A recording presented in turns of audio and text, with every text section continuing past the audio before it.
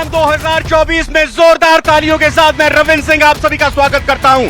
चुनाव express news 18 Rajasthan की team आज पहुंची है शेखावाटी की उस धरती पर जहां सर्दियों में शीतलहर चलती है, तापमान शून्य से भी नीचे लुढ़क जाता है और गर्मियों में जहां पर गर्म हवाएं और लू चलती है और तापमान 50 डिग्री को पार कर जाता है। राजनीतिक तापमान, चुनावी तापमान यहां पर कैसे है, लोगों के जोश को देखकर अंदाजा लगाया जा सकता है, इनकी तालियों की गड़गड़ाहट को सुनकर आवाज लगाई जा सकती है।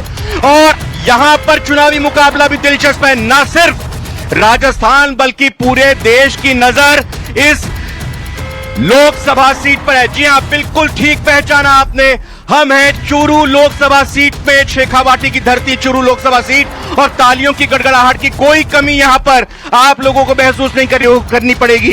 एक तरफ यहां पर नरेंद्र के देवेंद्र चुनाव लड़ रहे हैं बीजेपी से, तो दूसरी ओर कांग्रेस के कसवा यहां चुनावी मैदान में है। किसका पलड़ा भारी है, या फिर कोई तीसरी भी ताकत इस बार चुनाव में भाग्य आजमा रही है, वो कुछ रंग ला पाएगी, इसी पर चर्चा करेंगे। पहले मेहमानों का परिचय करा देता हूं।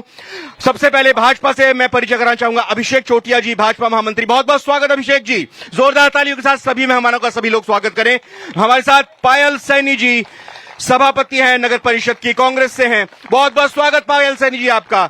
राजनीतिक विश्लेषक के तौर पर अरविंद चोटिया जी हमारे साथ मौजूद हैं, बहुत बहुत स्वागत आप सभी का। और इसके अलावा हमारे साथ मौजूद हैं सीताराम खटीक साहब, आपका भी बहुत बहुत स्वागत। तो एक तरफ यहां सीताराम खटीक जी, बीच में बीजेपी और कांग्रेस के यहां पर हमारे साथ मेहमान और प्रवक्ता। और पहला सीधा सटीक सवाल अभिषेक जी आपसे, सवाल ये कि बीजेपी ने राहुल कसवा को तीसरी बार टिकट ना देकर क्या ये मान लिया कि उनका पिछला सांसद के तौर पर कार्यकाल बेहतर नहीं रहा? भारतीय जनता पार्टी ने राहुल कसवा का टिकट नहीं काटा, उनकी जगह किसी दूसरे कार्यकर्ता को, जिसने इस चूरू की धरती का, इस देश की धरती का, विदेशों की धरती पे नाम रोशन किया, एक बार नहीं तीन बार भारतीय तिरंगा झंडा फहराने का और नेशनल एंथम बजाने का उन्हें गौरव हासिल किया। लेकिन आप कह रहे हैं टिकट नहीं काटा, वो तो पूछते रहे कि मेरा टिकट क्यों काटा, कुछ बताइए मेरे को। और वो तो बागी होकर अब कांग्रेस के खेमे में चले गए, टिकट भी हासिल कर लिया, चुनाव भी यहां पर लड़ रहे हैं। आप अगर विरोधी से लड़ाई करते हैं, लेकिन जब अपना ही विरोधी हो जाता है तो फिर लड़ाई ज्यादा मुश्किल हो जाती है, नहीं मानते ऐसा? नहीं, ऐसा कुछ भी नहीं है। राहुल कसवा जी ने कांग्रेस के नेता रफीक जी मंडेलिया का टिकट काट दिया। अल्पसंख्यकों को एक टिकट राजस्थान के अंदर कांग्रेस देती थी, लेकिन कांग्रेस के पास यहाँ पे उम्मीदवार नहीं था। अल्पसंख्यकों की आपको इतनी क्यों परवाह हो रही है? आप कितना टिकट देते हैं अल्पसंख्यकों को? भारतीय जनता पार्टी 4 मुख्य स्तंभों पे काम करती है, युवा, महिला, दलित और किसान। भारतीय जनता पार्टी ने चारों वर्गों को दिल खोल के टिकटें दी है। इस राजस्थान के अंदर 8 टिकटें महिलाओं को दी है। हम जाति पाति धर्म नहीं मानते, हम 4 स्तंभ मानते हैं, युवा, महिला, दलित, किसान। उन चारों पक्षों का उचित प्रतिनिधित्व देश की संसद में पहुंचे, इसलिए भारतीय जनता पार्टी ने सबको टिकटें दी है। ये बताइए पायल जी, हम ये जानते हैं कि बीजेपी पार्टी में कई सारे कांग्रेस के नेता ना सिर्फ राजस्थान में बल्कि देश भर में शामिल हो रहे हैं, लेकिन बीजेपी को छोड़ने वाले नेता को कांग्रेस ने क्यों ले लिया? पिछली 2 बार से सांसद हैं, अभी विधानसभा चुनाव हुए, बीजेपी को 8 में से सिर्फ 2 ही सीट जिता पाए। क्या अभी तो आपने अभिषेक जी को सुना भी, रफीक मंडेलिया की टिकट काट दिया उन्होंने। तो देखिए, सबसे पहले तो मैं ये कहना चाहूंगी, रफीक जी मंडेलिया की टिकट नहीं काटी गई है। रफीक जी मंडेलिया ने अभी हाल ही में विधानसभा चुनाव कांग्रेस की सीट के ऊपर चूरू से लड़ा था, तो उनकी टिकट नहीं काटी। तो कोई और कांग्रेस का नहीं कार्यकर्ता मिला आपको यहाँ चूरू से टिकट देने के लिए? देखिए, सबसे पहला टिकट बांटना और टिकट देना एक आला कमान का फैसला होता है, और कांग्रेस की जो विचारधारा रही है, आला कमान की फीडबैक तो मैडम स्थानीय नेताओं की तरफ से ही जाती है ना। देखिए, हमारे फीडबैक की अगर हम बात करें तो राहुल कसवा जी जब हमारे विपक्ष में थे, जब वो भाजपा से सांसद थे, तब भी हमने उन्हें अपने प्रोग्राम में बुलाया है और उनके प्रोग्राम में हम भी गए हैं, और हमने हमेशा से राहुल कसवा जी की जो विकास को लेकर सोच थी, खुले मन से उसका स्वागत किया है। देखिए, पीछे से आवाज आ रही है कि कांग्रेस को कोई उम्मीदवार ही नहीं मिला, इसीलिए उन्होंने जो है बीजेपी के उम्मीदवार को टिकट दे दिया। भरोसा कैसे करेंगे आप एक मिनट आप भरोसा कैसे करेंगे कि 4 बार उनके पिता सांसद रहे हैं, उनकी माता विधायक रह चुकी हैं, और अब वो खुद भी 2 बार सांसद रहने के बाद जब टिकट नहीं मिला तो कांग्रेस में आ गए, तो भरोसा कांग्रेस को कैसे होगा? क्या पता कल फिर किसी और पार्टी में चले जाएं वो। देखिए, भरोसे की बात है, जब कांग्रेस आलाकमान ने ये फैसला लिया है उनको हमारी पार्टी में शामिल करने का, तो हम कार्यकर्ता हैं और हम कार्यकर्ताओं का ये फर्ज बनता है कि आलाकमान जो भी फैसला करे हम उसका समर्थन करें। और हमने, क्योंकि कांग्रेस में हमेशा से जो भी अतिथि आए चाहे कोई भी आए, हमने उनका खुलकर समर्थन किया। पायल जी, लेकिन यहाँ राजस्थान के मंत्री और बड़े नेता ही तो कहते हैं, कौन आलाकमान? नहीं, कांग्रेस के अंदर देखिए अलग, जैसे हमारे घर में बड़े बुजुर्ग होते हैं वैसे ही हर पार्टी के अंदर आलाकमान होता है और हर पार्टी की अपनी अपनी विचारधाराएं होती है। उसी तरीके से कांग्रेस की विचारधारा ये है कि हम हर किसी का खुले दिल से स्वागत करते हैं। और राहुल जी कसवा तो एक ऐसे उम्मीदवार हैं जिसमें मैं मानती हूं कि इनसे पहले जब राहुल कसवा जी भाजपा में थे तो सिर्फ और सिर्फ कांग्रेस के अंदर हम लोगों को, हम एक ही व्यक्ति की तारीफ करते थे, उसके कार्यशैली की तारीफ करते थे, वो राहुल कसवा जी थे। और आज बड़े खुशी की बात है कि राहुल कसवा जी हमारी पार्टी में आए हैं और ये हमारे लिए बहुत गर्व की बात है। और कोई प्रत्याशी होता तब भी हम ऐसे ही लगते और अब तो हमारा उत्साह उससे भी ज्यादा है। अरविंद जी, ये बताइए, कहा यह जा रहा है कि चुरू लोकसभा सीट पर मुकाबला बीजेपी और कांग्रेस में नहीं है, मुकाबला देवेंद्र झाझड़िया और राहुल कसवा में नहीं है, मुकाबला राहुल कसवा और दूसरी तरफ काका के बीच है, यानी राजेंद्र राठौड़ के बीच है। क्या यहाँ की धरती और इस बार की चुनावी हवा कह रही है? आपने शुरू में जो कहा उसी को मैं आगे बढ़ा रहा हूं बात को। आपने कहा देवेंद्र व नरेंद्र के देवेंद्र, तो जो नरेंद्र के देवेंद्र हैं तो यहाँ बीच में एक और नाम आ जाता है राजेंद्र के देवेंद्र। ये यहाँ पर मुझे सुनने को मिला है, लगातार शुरू से सुनने को मिला है। दूसरा जो आप बात कर रहे हैं पार्टी बदलने की, तो उसमें ऐसा है कि हमेशा ये खेल बीजेपी करती रही है, कांग्रेस के लोगों को बीजेपी में लाके चुनाव लड़ाने का। इस बार चूरू में सबसे पहले बीजेपी ने ये दावा खेला कि बीजेपी से आए हुए आदमी को टिकट दिया। जैसा कि आप जानते हैं कि पिछले 25 साल से कांग्रेस चूरू में एक जीत के लिए तरस रही है लोकसभा की। नहीं, लेकिन राहुल कसवा बीजेपी में थे, 2 बार सांसद, उनका टिकट क्यों काट दिया पार्टी ने? यही तो कहा जा रहा है कि काका की वजह से टिकट कट गया। 2023 में विधानसभा चुनाव उनको हरवा दिया और अब उन्होंने टिकट कटवाकर बदला ले लिया। निश्चित रूप से इसमें कुछ न कुछ तो इनका इंटरनल मामला है ही, वरना टिकट कटने का कोई कारण नहीं था। जैसे आप, कांग्रेस में सब कुछ ठीक है? नहीं, कांग्रेस में कुछ भी ठीक नहीं है, लेकिन अभी आज जो ये परिस्थितियां बदली है इससे कांग्रेस में सब कुछ ठीक है। और आप इस साइड का जो कॉन्फिडेंस देख रहे हैं वो उसी का रिजल्ट है। जो परिस्थितियां बदली है ना, जो प्रत्याशी बदला गया है बीजेपी से लाके, ये कॉन्फिडेंस उसी के कारण से है। लेकिन देखिए, मैं यहाँ सीताराम जी के पास आता हूँ। सीताराम जी, प्रधानमंत्री नरेंद्र मोदी ने यहाँ पर आकर देवेंद्र झाझड़िया के समर्थन में सभा की और कहा कि नरेंद्र के देवेंद्र के लिए वोट मांगने आए हैं और जब देवेंद्र के नरेंद्र को आशीर्वाद मिलता है तो छप्पर फाड़ कर आशीर्वाद मिलता है। क्या यहाँ की चुनावी हवा कह रही है? मैं ये लोकसभा की हवा नहीं, ये चुनाव ये तय करता है कि लोकसभा में जो जाता है वो देश की दिशा और दशा तय करता है। समझ गए आप? ये तय नहीं है कि झाझड़िया जाए या राहुल कसवा जाए वो नीतियों पर जाए पार्टी की। और बीजेपी की नीति 2014 में जब इनको शासन मिला था, जब डॉलर के दाम 54 रुपए थे, आज वही डॉलर के दाम 84 रुपए हो गए। इसका ये कारण बता सकते हैं क्या? रेल हिंदुस्तान में आज तक घाटे में नहीं गई। क्यों? ये प्रधानमंत्री ने ऐसा काम किया कि रेल को ठेके पर देनी पड़ी इनको। ऐसा क्या कार्य हो गया? अच्छा, आपने यहाँ पर एक मिनट आपने नीतियों की बात की, एक मिनट आपने नीतियों की बात की, एक सेकंड सुनिए तो सही। दशा और दिशा तय करेगा, लेकिन जब किसानों के लिए कानून लाया गया जिसका किसानों ने विरोध किया, उस वक्त राहुल कसवा भी सांसद थे, तब उन्होंने क्यों इस्तीफा देकर ये नहीं कहा कि मैं बीजेपी को छोड़ता हूं? अब जाकर उन्होंने ऐसा क्यों किया? मेरी बात सुनिए। अब मानी इसलिए कि इस पार्टी में जो रहेगा वो दबाव में रहेगा। आजादी से इस पार्टी में कोई बोल नहीं सकता। प्रजातंत्र दबाव जो है, ये एक मिनट सुन रहा हूं, मेरे सवाल का जवाब ही दीजिए आप। अगर दबाव जो है टिकट कटने के बाद ही हट जाता है क्या? अब ये बात सुनिए आप। प्रजातंत्र में इतने दिन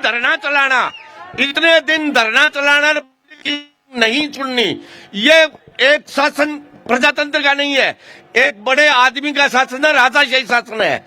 जबकि प्रजा ये कानून वापस लिए ना, कानून वापस लिए, लेकिन आप ये नहीं जवाब दे रहे हैं कि राहुल कसवा ने उस वक्त जब बिल पास हुआ था तब बताओ सांसद इस्तीफा क्यों नहीं दिया? किसान कितने बड़े हितैषी थे वो। उसके बाद में राहुल कसवा ने किसानों के लिए लोकसभा में बोला है कि आप है जो इनको क्लेम दीजिए, इसीलिए तो राहुल कसवा को निकाल दिया गया कि इनके खिलाफ बोलते ही निकालते हैं। क्या देखिए, राहुल कसवा को क्या सहानुभूति का फायदा मिलता हुआ दिखाई दे रहा है? क्या वो सहानुभूति बटोरने की कोशिश कर रहे हैं और बीजेपी को इससे नुकसान हो रहा है अपनी व्यक्ति से?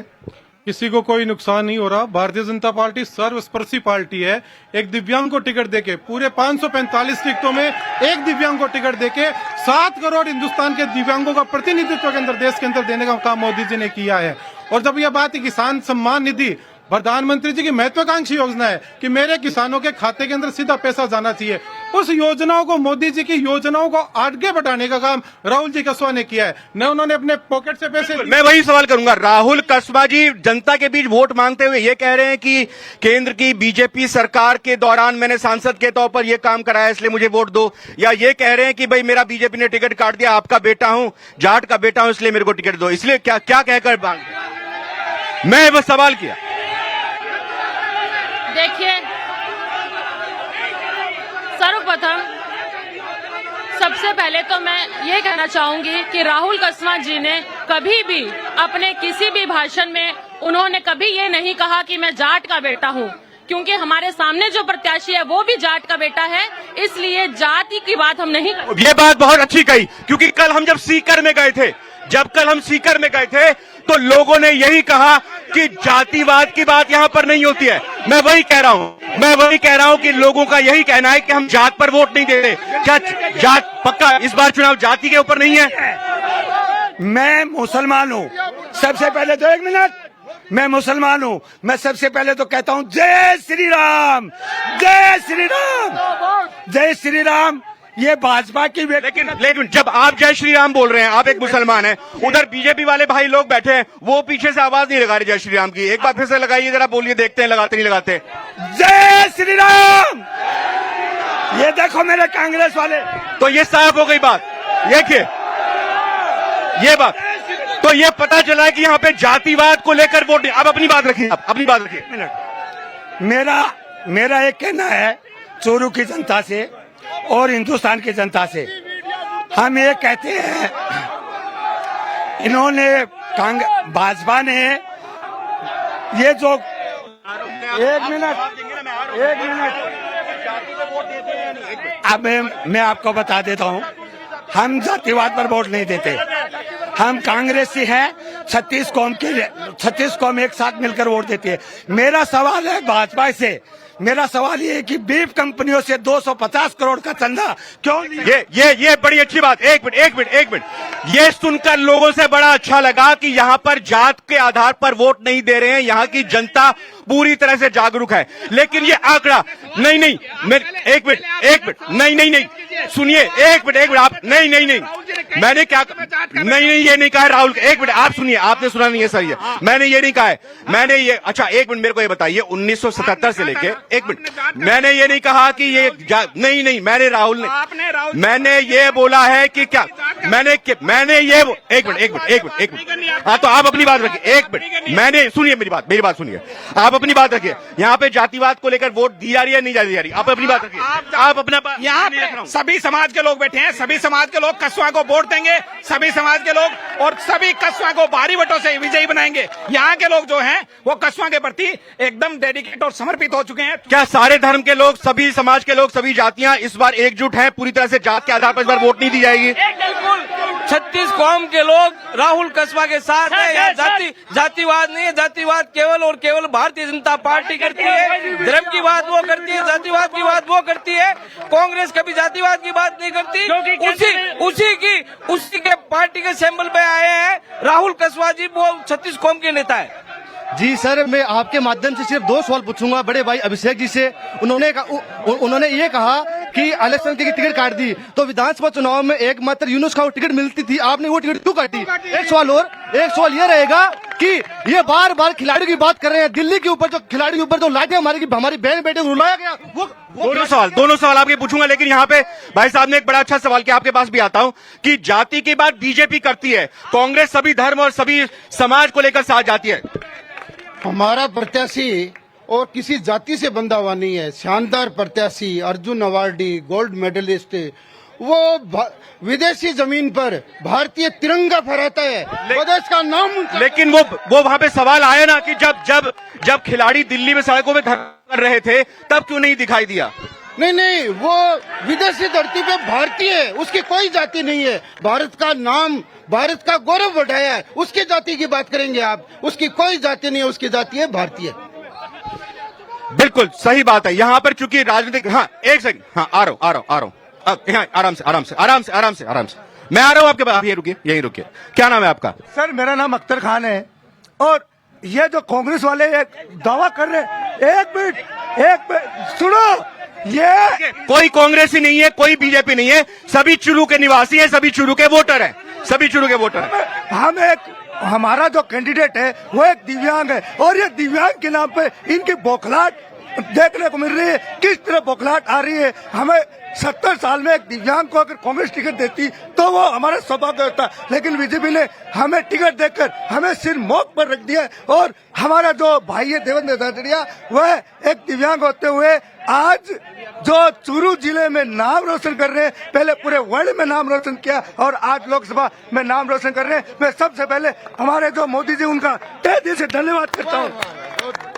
मैं ये कहना चाहूंगा, सबसे स्पेशल बात, अगर कई साथी कई सालों से मौका पा रहे हैं, हम ये नहीं करें कि टिकट मिले कटा, इसमें मत जाओ, लेकिन मोदी जी, झाझड़िया जी पहला ओलंपिक एथेंस में गए थे ना, अपने खर्चे से गए थे, ऐसे व्यक्ति को ढूंढ के लाए हैं जिसको हमें सेलिब्रेट करना चाहिए। अगर हाँ, मोदी ऐसे व्यक्ति को ही देते हैं। जमीन से जुड़े व्यक्ति को टिकट देना हमारे लिए फख्र की बात होनी चाहिए। और एक दिव्यांग साथी होने के नाते, मैं खुद स्पोर्ट्स में हूँ, आप देखेंगे इस गांव का नाम, यहाँ कितने स्टेडियम और किस प्रकार से। और सुनिए, कांग्रेस के टाइम गोल्ड मेडल का रेट क्या था? आज राजस्थान सरकार ओलंपिक गोल्ड मेडल पे 4 करोड़, हरियाणा सरकार 6 करोड़, यूपी सरकार 6 करोड़। और पहले क्या स्थिति थी? अपने साथियों से चंदा करके ओलंपिक जाया करते थे। आप इस बात को नोट क्यों नहीं करते? ये प्रबुद्ध नागरिक भी हमारे साथ में है, मैं इनसे समझना चाहूंगा। सर ये बताइए कि इस बार चूरू लोकसभा सीट पर मुद्दे क्या हैं, किस तरह की चर्चाएं हैं, वोट देने को लेकर किसको क्या देंगे, किस तरह के? सुनिए एक मिनट भाई साहब, आप आराम से बैठिए। अभी वर्तमान समय में चूरू में काफी मुद्दे हैं, जैसे यमुना का पानी, रेलवे, रोजगार। मगर हर बार चुनाव में क्या है कि जाति और पार्टी के हिसाब से वोट पड़ते हैं। अगर आकलन किया जाए तो 2009 के अब के चुनाव में बड़ा प्रतिशत मतदान भाजपा के पक्ष में बढ़ा है, जबकि कांग्रेस का 10% घटा है। तो इन सब के समीकरण को देखते हुए भाजपा का पलड़ा काफी भारी नजर आ रहा है। कुल मिला के मुद्दों की बात इस तरह से समझी। आपसे बात, एक मिनट आ रहा हूं आपके पास, भाई साहब से समझता हूं कि इस बार चुनाव में चूरू में क्या मुद्दे हैं। चूरू में चुनाव में एक ही मुद्दा है, राहुल कस्मा को संसद भेजना है। एक ही मुद्दा है चूरू की जनता का। क्या अपेक्षाएं हैं राहुल कस्मा से बतौर सांसद जब वो संसद में जाएंगे? मैं अपेक्षाओं की बात करूं तो मेरे बीजेपी के साथी बैठे हैं, एक भी साथी बता दे कि राहुल कस्मा का कार्यकाल शानदार था कि नहीं था। ये मेरे अभिषेक चोटिया खड़े और मेरे बीजेपी के साथी बैठे हैं। देखिए एक मिनट, अब वो बीजेपी में नहीं है, कांग्रेस में आ गए। अब मैं आपसे चाहूंगा कि आप बताइए कि राहुल कस्मा जी ने बतौर सांसद क्या क्या किया यहाँ पर? राहुल कस्मा जी ने बतौर सांसद खेल विकास, खेल के स्कीम हो, चाहे रेल की स्कीम हो, चाहे परिवहन की स्कीम हो, चाहे किसान को बीमा दिलाने की योजना हो, सब योजनाओं में बढ़ चढ़ के भाग दिया है और उनको पूरा करने का काम किया है। आप प्रसन्न करें। बिल्कुल ठीक है। ये अब इनके पास मैं आता हूं। ये बड़ी अच्छी बात इन्होंने कही कि यहाँ के लोग ये नहीं देख कि कौन किस पार्टी में प्रत्याशी के तौर पर देख रहे हैं, उसने बेहतर काम किया है तो हम उसको वोट देंगे। आपको क्या लगता है यहाँ के लोग किस आधार पर वोट देने इस बार जा रहे हैं? मेरे को ऐसे लगता है कि प्रत्याशी से भी ज्यादा है ना, राष्ट्रीय मुद्दों को देख रहे हैं। अभी जैसे मोदी को देख रहे हैं, मोदी को ये देख रहे हैं कि आज बच्चा जान गया है कि ये आदमी झूठ बोल रहा है, तो जितनी भी बातें कहते हैं उसकी कोई गारंटी गारंटी ले। आप बताइए, एक मिनट अच्छा। हम उन लोगों को क्यों वोट देंगे जिन्होंने 750 किसानों की हत्या करवाई है? हम उन लोगों को क्यों वोट देंगे जिन्होंने वो जो महिला खिलाड़ी हैं उनको कुचला है? हम उन लोगों को क्यों वोट देंगे? यही मुद्दा है यहाँ का। मैं कह रहा हूँ मैं और आज से और मोदी साहब ने को 10 साल में और भी लाकर सबको घर बैठा दिया है और मेरा पेंशन में 3850 रुपए का पर मंथ लॉन्च किया है। एक 16 बराबर कर देता हूँ, वो आप भी उसकी मान लेते। आज तक कुछ नहीं है, जंतर मंतर पर बैठे हैं, 1 साल से बैठे हैं। आपको पता है अब बाई फोर्स उनको हटाया है। देखिए अभिषेक जी, 3 सवाल यहां पर आ रहे हैं, क्योंकि अगर हम शेखावाटी की धरती पर हैं तो अग्निवीर को लेकर, क्योंकि इस धरती से बहुत सारे फौज में युवा भर्ती होते हैं, बड़े अफसर भी बनते हैं, सिपाही के तौर पर हर लिहाज से सेना में भर्ती होते हैं। दूसरी बात, यहां से खिलाड़ी भी बड़ी संख्या में निकलते हैं और एक खिलाड़ी यहां से मैदान में है। खिलाड़ियों के साथ अन्याय किया, ये इन लोगों का आरोप है। और तीसरी बात, इनकी तरफ से किसानों के मुद्दों को लेकर भी रखी जा रही है। क्या वाकई में ये मुद्दे सॉल्व कर पाई है बीजेपी, या फिर भारी पड़ने जा रहे हैं, बीजेपी के खिलाफ जा रहे हैं? मोदी सरकार के 303 सांसदों ने सर्वश्रेष्ठ काम किया, क्योंकि मोदी सरकार की योजना ऐसी थी, उनको धरातल पर ले जाने का काम सांसदों का था। यमुना का पानी यहाँ पर आया, शेखावाटी के अंदर आया है। सुन लीजिए भाई, सुन लीजिए, एक मिनट सुन लीजिए। आप इनका जवाब देने के लिए हैं, पायल जी इनका जवाब देंगी। मोदी, ये मैं कांग्रेस भाइयों को बता दूं, ये जो चुनाव है ना, ये नाली का, सड़क का, सफाई का, इसका चुनाव नहीं है। ये चुनाव है देश का। ये चुनाव है कि देश का 150 करोड़ आबादी 2047 में किस तरीके का हिंदुस्तान चाहते हैं, उनको किस तरीके का भारत चाहिए, उस भारत का निर्माण कौन कर सकता है? राहुल गांधी किसी सूरत में ऐसे देश का निर्माण नहीं कर सकता। नरेंद्र मोदी एक ऐसी शख्सियत है जो विदेशों की धरती पे जाता है, रेड कारपेट बिछाकर वहां पे उनके स्वागत होते हैं। 2047 में देश कैसा हो, इसको लेकर यह चुनाव हो रहा है और यहां पर पानी भी आया है, इनका ये कहना है। लेकिन वहां से शोर मचा कि नहीं, ऐसा नहीं है। देखिए, सबसे पहले तो मैं भाजपा वालों से कहना चाहूंगी कि जवाब सुनने की हिम्मत रखिए, जवाब सुनिए। देखिए, सबसे पहले तो ये कहना चाहूंगी भाजपा वाले भाइयों से भी कि शांति रखिए, जवाब सुनने की हिम्मत रखिए। कांग्रेस से भी बोल दीजिए। अभिषेक जी, भाई कांग्रेस वालों से भी कहूंगी जवाब सुनिए। सबसे पहले तो अभिषेक जी चोटिया ने जो बातें कही हैं, एक भी बात जो है उनकी सटीक नहीं है। अगर हम खिलाड़ियों की बात करें तो दिल्ली में जो खिलाड़ी बैठी थी महिलाएं, क्या वो खिलाड़ी नहीं थी? क्या उन्होंने देश का सम्मान नहीं किया?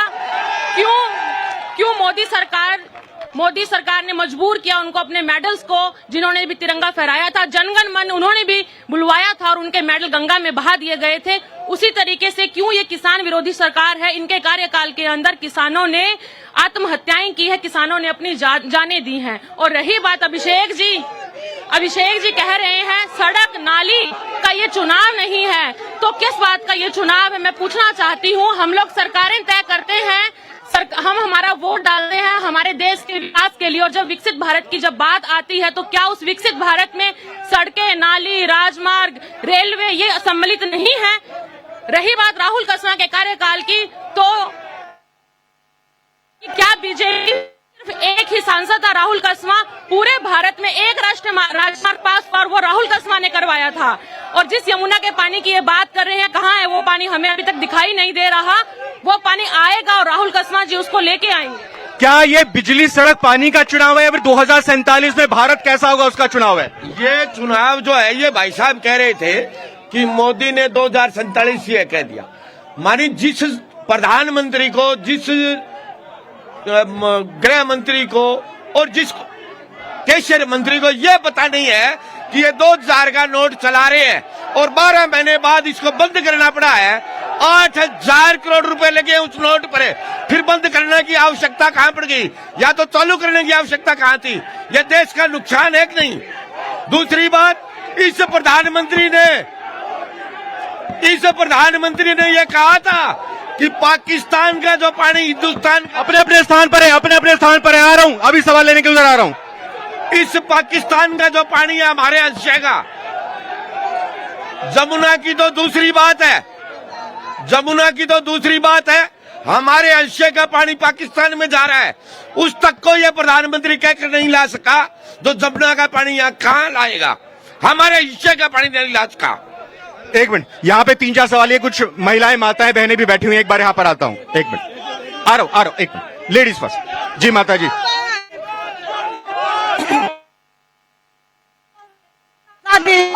कि आपके पास यहाँ कैंडिडेट नहीं था तो आप हमारे राहुल जी कस्वा को बुला के ले आए, और इनके पास कोई मुद्दा नहीं है नरेंद्र मोदी जी में, और मोदी जी की मांग हो रही है और मोदी जी की सरकार बनाने जा रहे हैं। हम कहते हैं मोदी जी 400 पार जाएंगे, ये कितना ही सोच कर ले, मोदी जी पूरी 400 सीट जीतेंगे। बताइए क्या महिलाओं के क्या मुद्दे हैं? महिलाओं के बहुत आरक्षण, महिलाओं को 3 तलाक, आज हर महिला मोदी जी से बहुत खुश है। पेपर लीक हुए हैं, वो बोले नहीं लोग। जी हाँ, तो कुल मिलाकर पिछली सरकार के, मौजूदा सरकार के, सभी के कार्यकाल की यहाँ पर बात हुई है, लेकिन चूरू के लोगों को बस हम यही अपील करना चाहेंगे कि हर व्यक्ति वोट डालने जरूर जाए, अपनी पसंद का प्रत्याशी चुने, जात पर वोट ना दे, विकास के नाम पर वोट दे, और उम्मीद करेंगे कि देश जीतेगा, भले ही चुनाव को भी जीते, लेकिन जीत इस देश की होगी। बहुत बहुत धन्यवाद, नमस्कार।